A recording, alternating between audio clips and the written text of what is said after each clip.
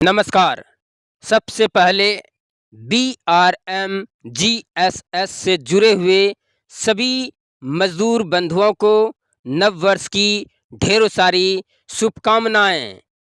आज भारतीय रेलवे माल गोदाम से संबंधित श्रमिक बंधुओं के मन में ये प्रश्न बार बार उठते रहता है और ये प्रश्न हर वक्त सताते रहता है कि मेरी ज्वाइनिंग की प्रक्रिया कब होगी। लेकिन इनके जो आगे है प्रक्रिया, उनके बारे में भी हम आज डिटेल से जानकारी देने का प्रयास करेंगे। क्या हो रहा है माल गोदाम से जुड़े हुए श्रमिकों के साथ और क्या नहीं होना चाहिए, इनके बारे में भी हम आज जानकारी देने का प्रयास करेंगे। जैसा कि पहले आप सबों को इस बीआरएमजीएसएस के माध्यम से कई श्रमिकों को कितने रुपये लेकर के भी उसे ज्वाइनिंग नहीं कराई गई है और अब जो प्रक्रिया अपनाई गई है इसमें जो भी बताया जा रहा है कि मनोरंजन सर जी ने ये कर दिए या फिर पासवान जी ने ये कर दिए, उनके बारे में भी हम आज डिटेल से जानकारी आप सबों को देने का प्रयास करेंगे। आप मेरे चैनल पर बने रहें, बस इसको अंत तक सुने और आपके मन के जो भ्रास है वह बिल्कुल समाप्त हो जाएंगे और क्या करने चाहिए आगे, क्या कदम उठाने चाहिए, ये आपको खुद समझ में आ जाएंगे कि अगला कदम आप किस प्रकार से उठाएंगे।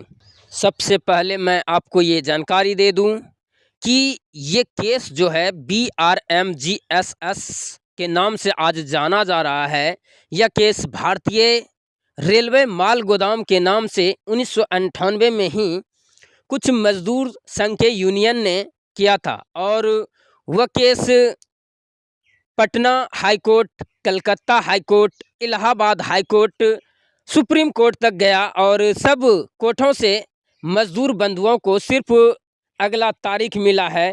इसी केस के जरिए से इनसे जुड़े हुए जो पदाधिकारी हैं उन्होंने एक जरिया बनाया कि इस केस को कैसे जीता जाए और जीतने के नाम पे उनको अब पैसों की दरकार होती है तो वह मजदूरों से इकट्ठा करके पैसा तसीला जा रहा है।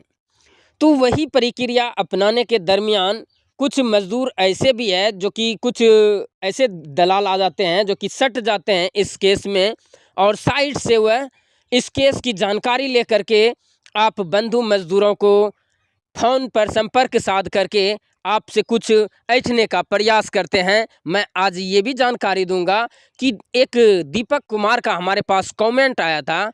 उन्होंने कहा था कि सर जी, हमसे 1.5 लाख रुपया मांगा गया कि अब ज्वाइनिंग आपको कराई जाएगी और साहिबगंज उसको जो है माल गोदाम दिखा भी दिया गया कि यहाँ आपकी ज्वाइनिंग होगी, उसे घुमा भी दिया, यहाँ यहाँ ऐसे ऐसे प्रक्रिया होगी।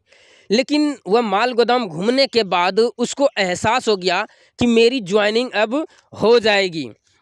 तो मैं बता दूं ये घटना ढेर दिन की नहीं है, ये मार्च और अप्रैल 2022 की घटना है जब साहेबगंज उसे लेके गया माल गोदाम घुमाने के बाद उन्होंने पैसे को तसल्ली होकर के दिया कि शायद सच बोल रहे हैं और मेरी ज्वाइनिंग अब रेलवे में हो जाएगी, जबकि उसके परिवार से कोई सदस्य थे भी नहीं। उन्होंने 1.5 लाख का रकम दिया और अपने भाई का भी पैसा दिया। लेकिन उसके साथ हुआ क्या कि जब 2023 में ज्वाइनिंग की प्रक्रिया होने लगी तो उन्होंने कॉल जब किया तो पहले तो उन्हें कहा कि पैसा और लगेगा, 3.5 लाख रुपया डिमांड किया कि जब दीजिएगा तब आपकी ज्वाइनिंग कराई जाएगी। लेकिन उनके बाद उनके बातों पर कैसे अब भरोसा करें। कुछ दिनों के बाद पुनः कॉल किया, 1-2 बार कॉल रिसीव किया, उसके बाद अब फ़ोन ही नहीं लग रहे हैं। तो ऐसे फ्रॉड सब लोग सटे हुए हैं इस बीआरएमजीएसएस से। जितने भी मजदूर बंधु हैं तो उसके जो लीडर है उनसे सट करके रहते हैं और वे कॉल करके आपसे पैसा ऐंठने का प्रयास करते हैं। तो इन पे आपकी सुझाव और मेरी सुझाव यह है कि कोई भी किसी भी व्यक्ति पर हम विश्वास नहीं कर सकते हैं, क्योंकि कोई भी पहलू का 2 पक्ष होते हैं, एक नकारात्मक और एक सकारात्मक। तो पहले सोचिए नकारात्मक और सकारात्मक में क्या अंतर है। सकारात्मक में वह हर बात सकारात्मक बताएगा, लेकिन आपको हर बात नकारात्मक लेकर चलना है कि शायद हमने 3.5 लाख या 4 लाख पैसा जो डिमांड कर रहे हैं, पैसा दिए, तो मेरे पैसा का क्या होगा? नौकरी मिल गई तो ठीक है, नहीं मिला तो हम अपना खेत बेच करके या फिर मजदूरी करके जो कमाए थे वह मेहनत गया, सारा दिन माथा पे हाथ धर के रोते रहेंगे। ज़िंदगी भर एहसास होगा कि हमने गलती किया है। तो ऐसी बात नहीं है। BRMGSS से जो भी सदस्य जुड़े हैं, उनका कहना है कि आपकी ज्वाइनिंग कराएंगे तब आपसे पैसा लेंगे। तो इस बात की पुष्टि मैं कर दूं कि जब तक आपकी ज्वाइनिंग नहीं होगी, जब तक आप ज्वाइनिंग पे नहीं जाएंगे कार्य पे, तब तक आपसे कोई पैसा नहीं लिया जाएगा। इस बात की पुष्टि कर ले।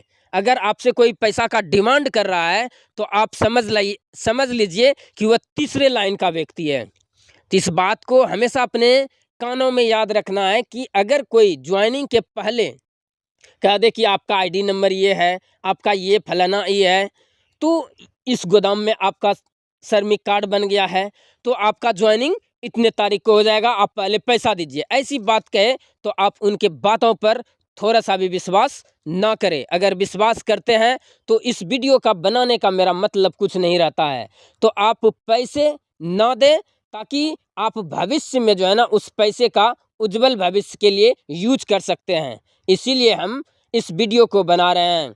और ज्वाइनिंग की जहाँ तक बात है, जब तक आपकी ज्वाइनिंग नहीं कराएगी तब तक जो है ना आपसे पैसा नहीं मांगा जाएगा। आपने कभी मनोरंजन सर से या फिर पासवान जी से या फिर जो भी पदाधिकारी है उनसे आपने ये उसके मुख से यह बात सुने हैं कि आपको इतना पैसा लगेगा, या फिर उनसे डायरेक्ट आप कॉल कीजिए वह बताते हैं कि पैसा लगेगा? नहीं, ऐसी कोई बात नहीं है। आपको जो भी पैसा मांग रहे हैं वह तीसरे लाइन का व्यक्ति है और वे सट करके आपका नंबर उपलब्ध कर लिए हैं और पैसा देने के बाद ही वह क्या हो जाते हैं, 9211। उसके बाद उसके सिम पर उसके कॉल ही नहीं लगते हैं। तो 50 रुपया में सिम देता है, आपका 1.5 लाख 2 लाख 3 लाख ठग करके चला गया, कितना सिम आ जाएगा? इस तरह से आप फ्रॉड व्यक्ति के चंगुल में न फंसे। अगर फंसते हैं तो आपकी जिम्मेवारी होगी। और जहाँ तक बात रही इस केस की, तो मैं इस केस की पुख्ता सबूत आपको पेश करूँगा। और देखिए किस प्रकार से हम इस वीडियो में अंत में डाल रहे हैं उस हाई कोर्ट के कागज़ जहाँ से ये केस लड़ा गया था, किस किस हाई कोर्ट से लड़ा गया था, उसकी जानकारी हम देने का प्रयास कर रहे हैं। आप देख लीजिए कि ये मैं सच बोल रहा हूँ या गलत। अगर गलत बोल रहा हूँ तो मेरे इस चैनल पर जो भी हम कहें इस वीडियो को आप डिसलाइक कर दीजिएगा और कमेंट्स करके लिख दीजिएगा कि आप फ्रॉड है। अगर आपको अच्छा लगे तो लाइक, सब्सक्राइब और बेल आइकन दबा करके अपने दोस्तों के पास भी शेयर कर दीजिएगा। बहुत बहुत धन्यवाद इस वीडियो को देखने के लिए। जय हिंद, जय भारत। मिलते हैं अब अगले वीडियो में, तब तक के लिए धन्यवाद।